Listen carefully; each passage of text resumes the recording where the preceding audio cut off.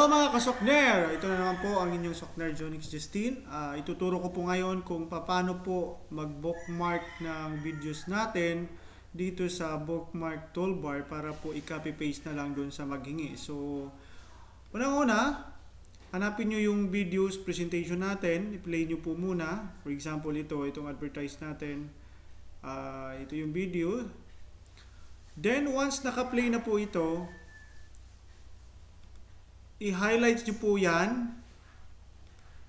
Pwede mo yang i-copy paste, no? I-copy paste, pwede mo yang i-copy paste. Pero, ang ginawa ko, pag nandito na, pwede mo na yang i-bookmark. So, right click in your mouse. Nakalagay dito yung title nitong videos natin. I-done mo po yan, bookmark. Actually sa akin, nakalagay na po yan dito. Bakit po kailangan ng ganyan?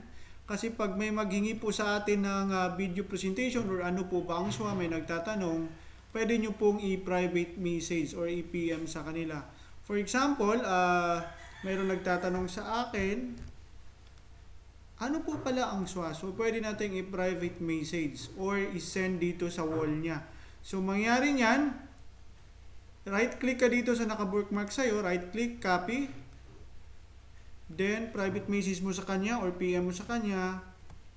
Then, i-paste or Ctrl V. Then, send. So, makikita niya doon sa message niya na na-send mo yung video. So, mapapanood niya yan. So, ganyan po kadali yung copy-paste natin para sa video natin. So, maraming salamat mga kasokner.